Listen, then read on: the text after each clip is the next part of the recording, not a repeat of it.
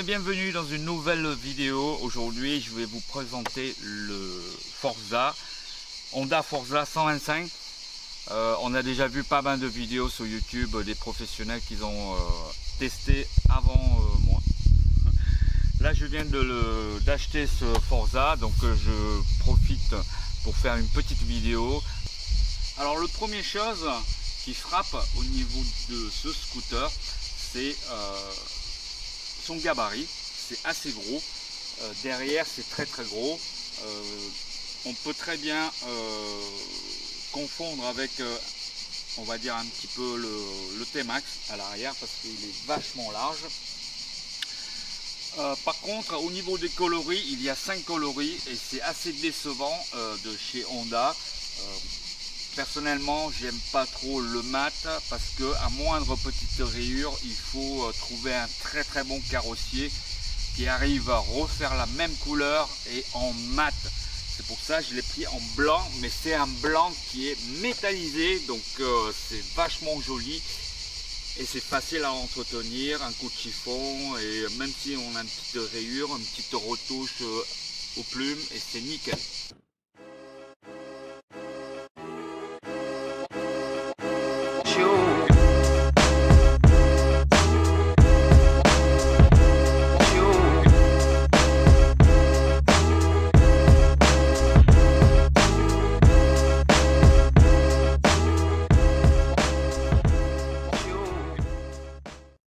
Alors je vais demander l'avis du passager. Alors derrière, comment tu sens? Derrière, honnêtement, déjà c'est beaucoup mieux que la KTM. J'ai pas mal de place.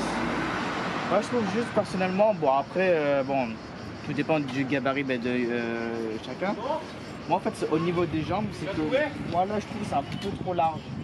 Ouais. J'aurais préféré que ce soit un peu plus profond. Comme ça, au moins, c'est un peu plus agréable, en tout cas pour moi, pour les gens. Voilà. Il faut préciser aussi que pour les gens qui sont à peu près 1m60, ouais. C'est le cas. Donc pour les jambes, c'est pas top. Hein. Après, tout dépend si on est devant, si on est au fond. Mais en tout cas, ouais, moi, je trouve que le problème, c'est qu'en fait, mes pieds, ils arrivent un peu au bord, ils ne sont pas bien enfoncés et il y a ça un peu qui gêne. Voilà. Alors, mon avis, le Forza est fait pour les gens, aussi bien que le conducteur et que le passager. Ils font 1m70, 1m80. Voilà, ça c'est mon avis, bien sûr, c'est mes ressentis d'après 100 km de roulage. Donc voilà. Après c'est vrai que personnellement je suis suis pas très grand, 1m65, donc c'est très juste.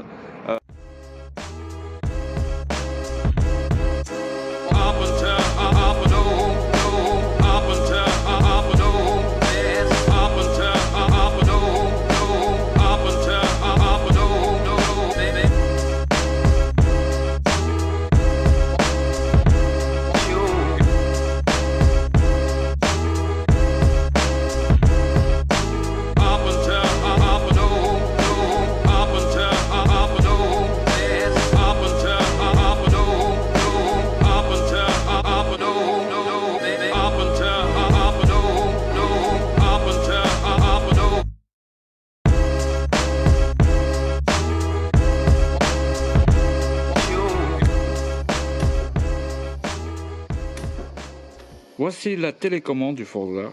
Alors ici, si vous appuyez, par exemple si vous garez dans le noir, que vous ne retrouvez pas votre scooter de loin, vous pouvez appuyer dessus. Donc ça clignote de loin, comme ça, pour repérer votre scooter. Ça c'est pas mal. Deuxième chose, ici vous avez un bouton. Si vous ne servez pas votre télécommande, par exemple, si vous partez en vacances, vous appuyez jusqu'à ce qu'il devienne rouge. Et là, votre télécommande, elle n'est pas utilisable sur le scooter. Alors, pour désactiver, vous appuyez encore une fois pour qu'il devienne vert. Voilà le tableau de bord, à quoi il ressemble lorsque il s'allume dans le noir.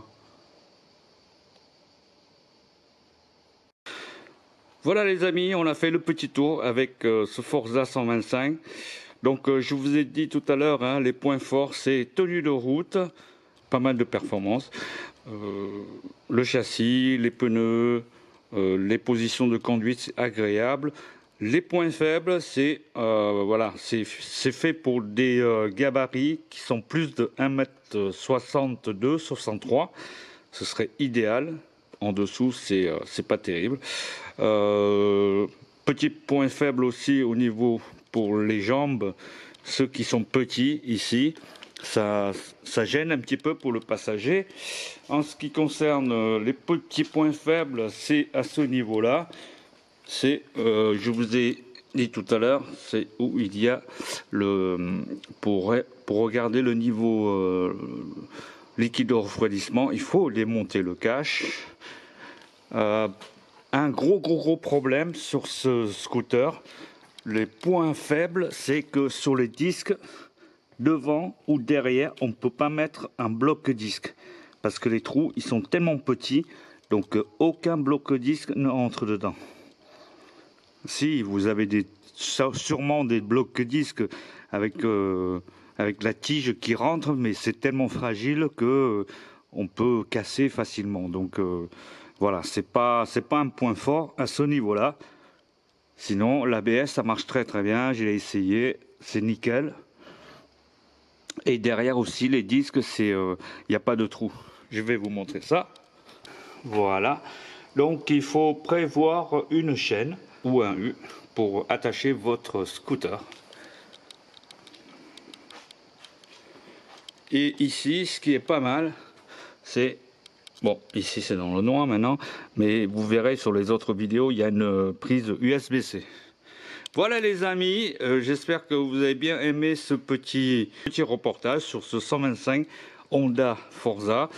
Ce n'est que mon avis, mon propre avis, donc voilà, je dis ce que j'aime et je dis qu'il y a des choses que je n'aime pas.